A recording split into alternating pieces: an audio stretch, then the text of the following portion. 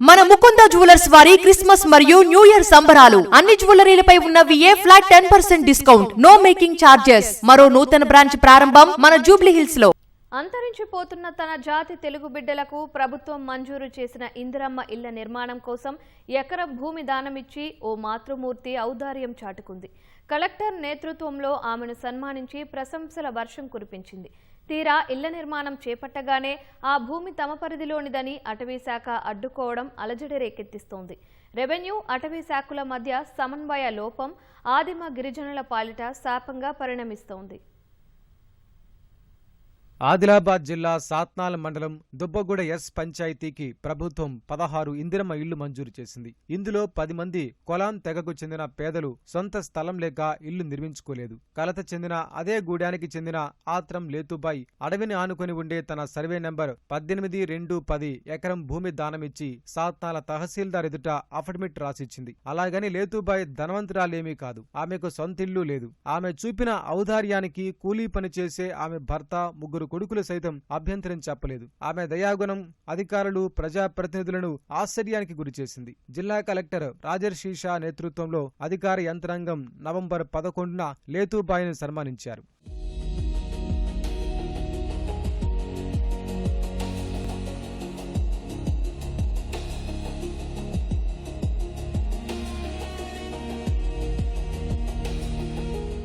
కొలాంలు అసలే అమాయకులు. చేతిలో డబ్బుల్లేక లబ్ధిదారుల్లో తొలుత 5గురు గుత్తేదారు సాయంతో ఇళ్ల నిర్మాణం చేపట్టగా ఇటీవల అటవీశాఖ అడ్డుకోవడం కలకలం సృష్టించింది. గుత్తేదారును అరెస్టు చేసి కేసులు నమోదు చేయడమే కాకుండా ఇళ్ల నిర్మాణ పనులు ఆపేయాలని హుకుం జారీ చేయడం ఆదిమ గిరిజనులకు శాపంగా పరిణమిస్తోంది. అటవీశాఖ హద్దులుగా తవ్విన కందకాలతో సంబంధం లేకుండా లేతుబాయికి రెవెన్యూ యంత్రాంగం జారీ చేసిన పట్టా భూమి ఉంది. అందులోనే ఇల్లు నిర్మాణం జరుగుతోంది. పైగా గ్రామ సభలో చేసిన తీర్మానం చివరికి కలెక్టర్ నేతృత్వంలో సన్మానం చేసినప్పుడు అభ్యంతరం చెప్పని అటవీశాఖ ఇప్పుడు అర్ధాంతరంగా అడ్డుకోవడం ఆదివాసీలను ఆవేదనకు గురిచేస్తోంది. కులం ఆదివాసులు పిసోళ్ళము, పిసకులంలో వచ్చి మరింత దుర్గమార్గం చేసి మాకు అడ్డంకులు వచ్చుడు, ఫారెస్ట్ వాళ్ళు బెదిరిచ్చుడు, ఇది అవమానం సార్. గ్రామ పంచాయతీ నుంచి రాసిచ్చిండు, ఎంఆర్ఓ రాసిచ్చిండు, కలెక్టర్ సంతకం పెట్టి ఇచ్చినా కానీ ఈ ఫారెస్ట్ వాళ్ళకు కీ వచ్చుడు లేదు. మేము చిన్న గుడిసెలో ఉంటున్నాము. అప్పటి నుంచి ఇప్పటి వరకు మాకు ఒక ఇల్లు దిక్కులేదు, ఎవరు పట్టించుకోలేదు. ఎన్ని చేసినా కానీ మా మీద ఎవరైనా కానీ అడ్డమస్తున్నారు. ఇది ఏం కారణం సార్? ఫారెస్ట్ కాదు, ఇది మన ఎంఆర్ఓ సార్ మొత్తం ఈడ విజిట్ చేసి వీళ్లకు సహకరించిండు. పంచాయతీ తీర్మానం అయింది. ఫారెస్ట్ భూమి ఈడ లేనే లేవు. ఫారెస్ట్ భూమి వాళ్ళ హద్దులోనే వాళ్ళు ఉన్నారు, వీళ్ళ హద్దులోనే వీళ్ళు ఉన్నారు సార్. ఈ పట్టా భూమి ఇది. ఫారెస్ట్ వాళ్ళు వీళ్లకు కొద్దిగా సహకరించి ఆపద్దు, ఖచ్చితంగా వీళ్లకు అనుమతించి ఏదైనా వీళ్లకు సహకరించాలి సార్. మా భూమిలా ఎందుకు అడ్డమస్తుడు? మన రెవెన్యూ భూమి లేతిబాయి ఫారెస్ట్ భూమి కాదు. మేము దొంగతనం చేయలేదు. మన భూమి అని ఇది మన ఫారెస్ట్ లేదు కదా, అలాది అధికారం ఉన్నదా ఫారెస్ట్ వాళ్ళది? ఏమున్నది? అది అంతరించిపోతున్న ఆదిమ తెగను కాపాడుకోవాల్సిన బాధ్యత కేంద్ర రాష్ట్ర ప్రభుత్వాలపై ఉందని ఆదివాసీ సంఘాల నేతలు ప్రశ్నిస్తున్నారు. అధికారుల సమన్వయ లోపంతో ఇళ్ల నిర్మాణం అడ్డుకోవడం సరికాదని చెబుతున్నారు. ఇందిరమ్మ ఇండ్లు మంజూరు చేసిన దానికి సంతోషపడ్డారు.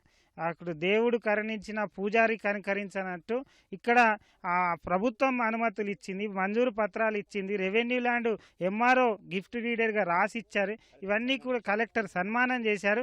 ఇప్పుడేమో ఫారెస్ట్ శాఖ వచ్చి ఇది మా దౌర్జన్యం చేయడం అనేది కరెక్ట్ కాదు. ఇక్కడ ఆదివాసీల్ని భయపెట్టడం కరెక్ట్ కాదు. అటవీ శాఖ అధికారులు, రెవెన్యూ అధికారులు వీళ్ళంతా కూడా బాధ్యులు.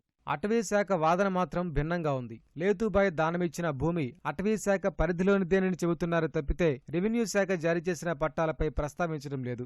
అడవే ఆలంబనగా కాలం వెళ్లదీస్తున్న ఈ ఆదిమ గిరిజనుల జీవనం సీతారాముల అరణ్య వాసంగా మిగిలిపోతుంది.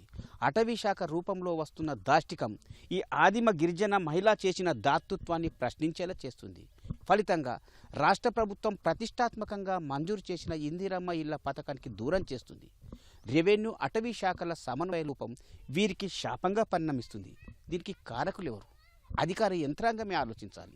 కెమెరామెన్ కిరణ్తో మణికేశ్వర్, ఈటీవీ న్యూస్, ఆదిలాబాద్.